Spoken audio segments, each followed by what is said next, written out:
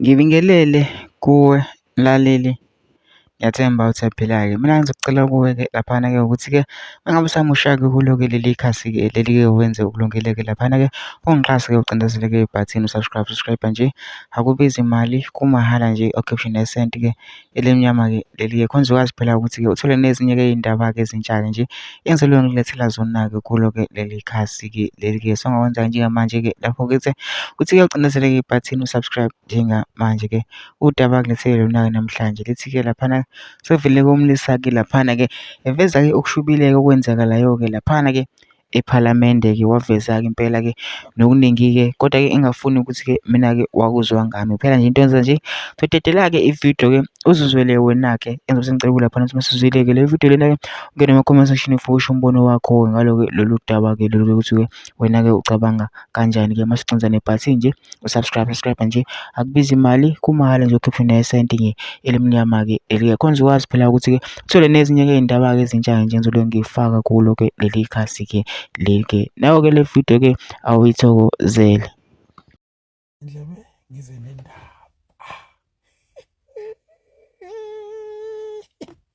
allegedly bathi ngale kwaJeni ugogo uGodzilla ulokhu ebaqombotha amakhanda bafaka endleleni ethi ngithe to the line kuthiwa ngempela njengoba kade umongameli ezothula isipishi sakhe ubaba wenkomo ePhalamende kuthi mase kufika isikhathi sokuthi-ke kuzoba ama-debate wasecelwa ibandla le-GNU elizoyokhuluma lapho ukuthi kuzobonwa ispeech ngoba babanike i-guideline ukuthi ispeech sakho kumele sibe kanje.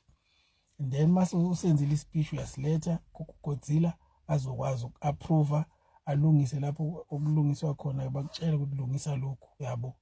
Ngempela-ke people did that. Kodwa okuvelayo ukuthi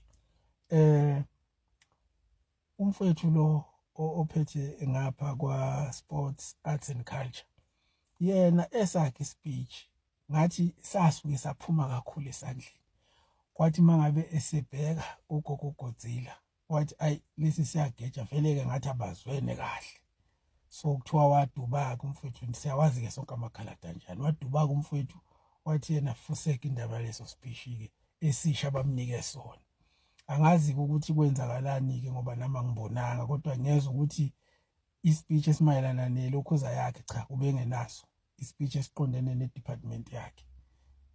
Angazi-ke kodwa kwababuka mhlawumbe babazi kangcono ukuthi kwenzakalani okanye ababa neshansi okuzwa ispeech sakhe umfowethu lo uGating. So mangabe sisho sithi kuliya GNU umuntu oshaya u5 ugogo uGodzilla abantu basiphikisa bathi hayi upresident wabo uyophethe akayedwa naye uyaripota abantu kabasikhola akukho-ke singakusho kodwa-ke engizwi lezinye zokuthi uGulam angazi-ke abangekho ku-X ukuthi bayamazini kodwa abaku-X bayamazi uGulam ohlupha kakhulu uthanda ngathini i-praise singer kaCyril Ramaphosa, i-praise singer ye-DA, i-praise singer ye-GNU.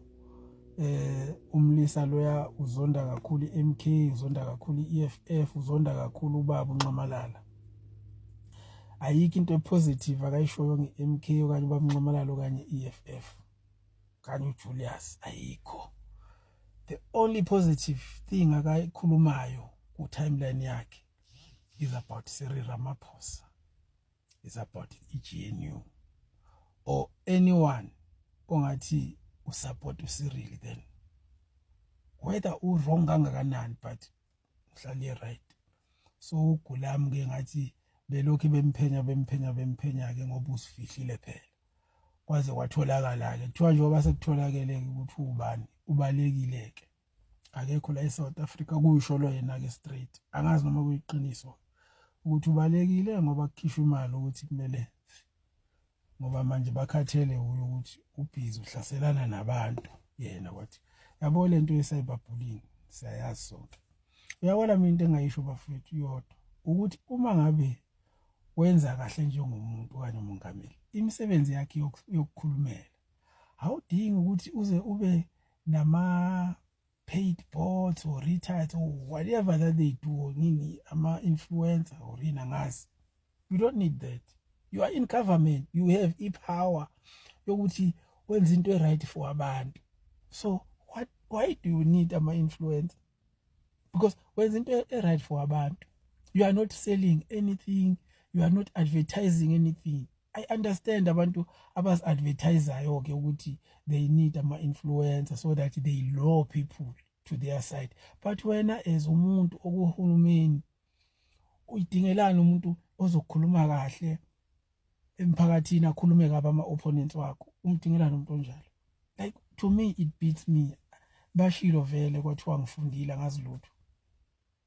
Yabona laba abafundile mhlambe bangeza basichazela ukuthi as upresident owenza kahle okanye iGNU eyenza kahle emphakathini, why do you need influencers? Why do you need to pay people like to attack your opponents and then bakhulume kahle wena? Why do you need that? To me, like honestly speaking, I'm not educated. I don't understand these things. Ngisele ngempela emuva ukuthi why don't you do the right thing? People will vote for you. People will like you uma wenza kahle.